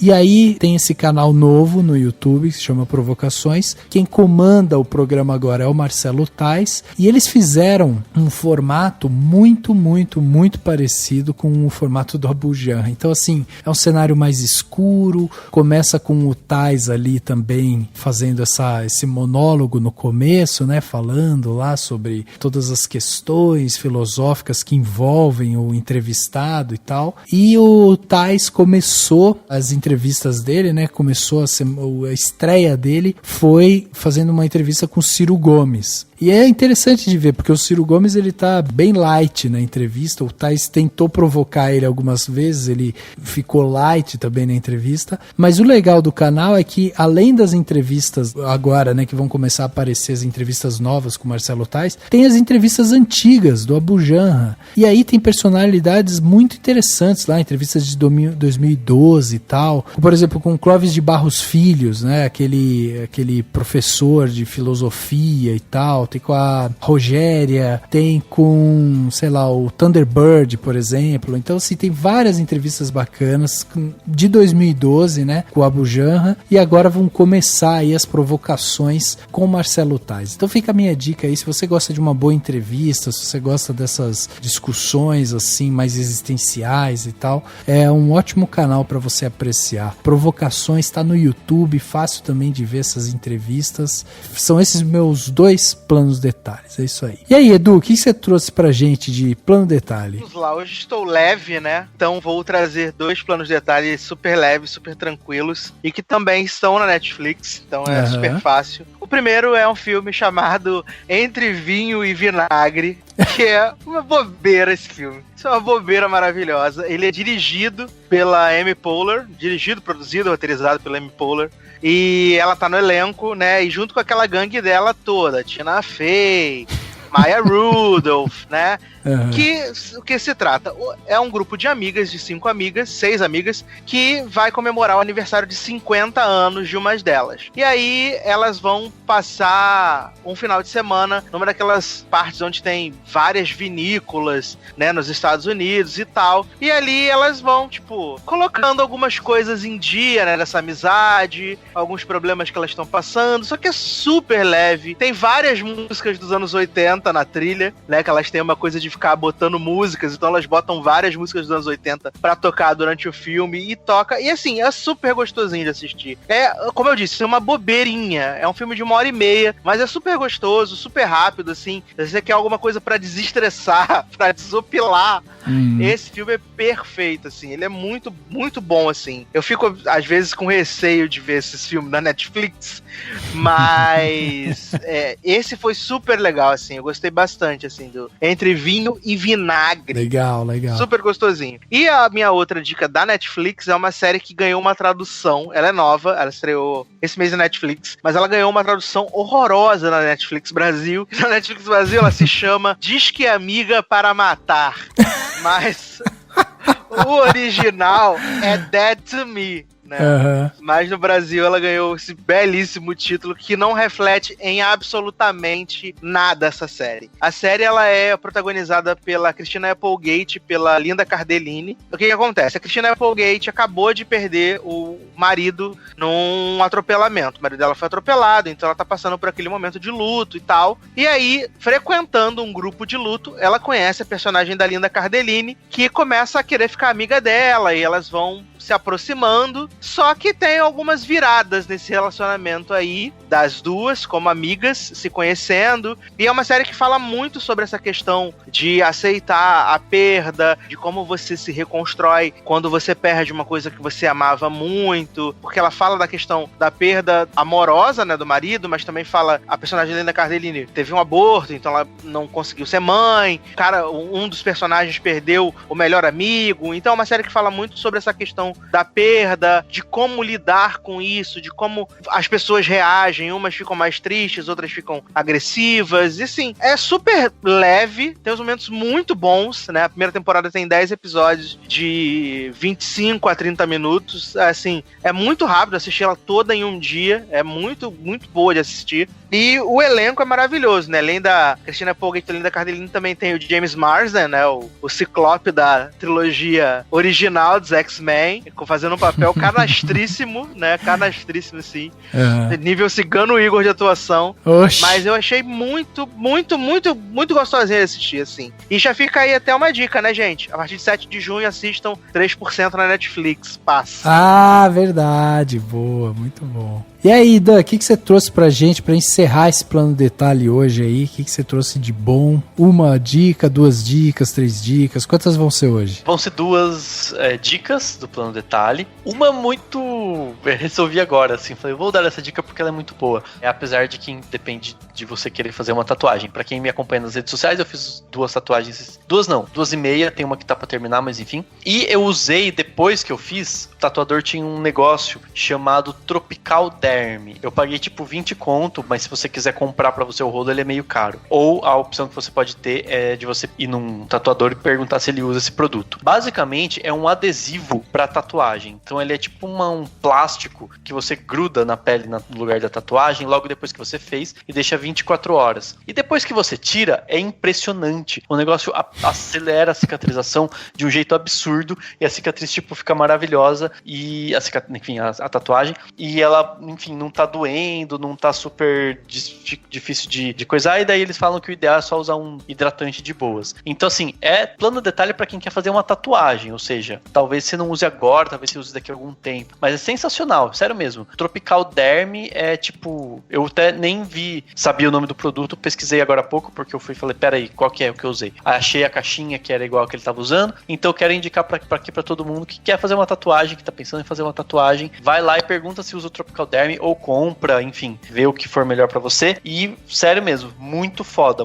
mesmo, o negócio acelera a cicatrização e faz com que você não precise ficar passando Bepantol, andando por aí milado de Bepantol. Então é isso. Maravilhoso. Muito boa essa sua dica. E inesperada, né? E eu vou indicar também, Rafa, você não tá entendendo, um vídeo da Carta Capital, é uma entrevista que foi feita, ela tá com o título de Mercado não seria a solução, ele é o problema, diz Eduardo Moreira. É um direto da redação que eles fazem, o link vai estar no post pra quem quiser ver. O Eduardo Moreira basicamente é um um investidor, um cara que manja muito de economia, e ele é, digamos que assim, as pessoas poderosas provavelmente não gostam dele, porque ele fala umas coisas que você fala, mano, é isso, sabe? Ele tem uma visão de economia, uma visão de como seria a solução para esse Brasil, essa bosta, enfim.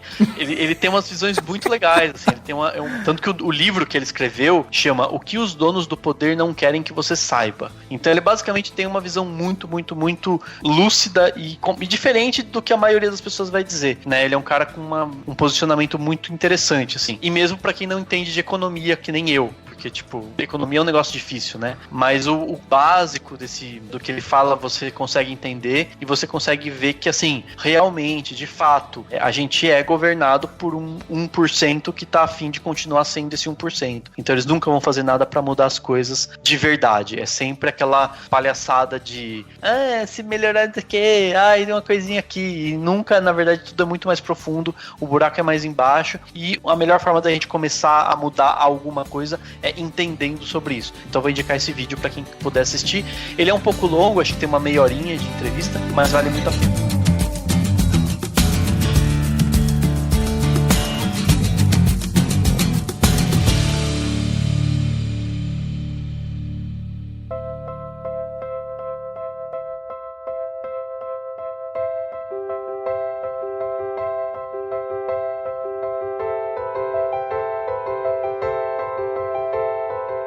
Chegando aqui então no final desse podcast Cinemação 320, batemos esse papo aqui sobre Game of Thrones, séries, né, sobre nossos apegos, sobre como assistimos séries, o papo sensacional que a gente teve aqui. Queria agradecer, né, a presença do Edu aqui com a gente. Edu já é de casa, já sabe que pode vir, abrir a geladeira, fazer xixi de porta aberta, né, Edu? Tá em casa. Eu fico sempre muito feliz com os convites de vocês. Tanto vocês me mandaram mensagem, falei, gente, se me chamar pra virar a laje, tô indo. Comigo, vocês convidaram, eu venho, né? E foi muito legal o papo que a gente pôde falar sobre Game of Thrones, pra jogar a pá de cal nesse assunto. É isso aí. Edu, e deixa aí, né, o convite pra galera, né? Afinal de contas, além do Logado, que a galera já vai visitar, né, o logado.com, tem você também nas redes sociais, né? E o pessoal pode ir lá ver o que você tá falando de bom, né? De bom ou de ruim, né? Mas eu tô lá no Twitter, né? No @edu_sasser e no Instagram, Edu Sasser, tudo juntinho, né? São as redes que eu mais tenho usado e é onde eu coloco mais coisas. Facebook tá ali só porque a gente tem que divulgar os produtos mesmo, né? Tem que fazer os merchan, então a gente deixa o Facebook ali. Mas que a gente tá sempre de olho mesmo é no Instagram e no Twitter. Então, vira e mexe, a gente tá por lá falando algumas abobrinhas, comentando alguns pilotos, falando mal de algumas coisas, falando mal do presidente do Brasil, né? Então é isso! É isso aí, demais. Valeu então, Edu. Dan, obrigado também pela presença em mais um podcast sensacional. Semana que vem tem papo aí de mais blockbuster, né, Dan? Tem. Enquanto isso, você ouve a gente falando de séries. Então valeu, Edu, valeu, Rafa, valeu todo mundo. Terrace House. É isso. Que? Terrace Howard? Da Empire. Terrace House. Da Empire, Terrace Howard. Sério. Quer uma série reality show sobre a vida como ela é? Assiste lá. Se não gostar, é só parar de assistir, que nem a gente falou. Se não gostar, assiste De Férias com o Ex, que aí sim é uma série que é o dia a dia do jovem brasileiro. Você viu a paródia do Porta dos Fundos? Eu vi, jovem, olha. É maravilhoso. O podcast Cinemação 320 fica por aqui e a gente se vê no próximo.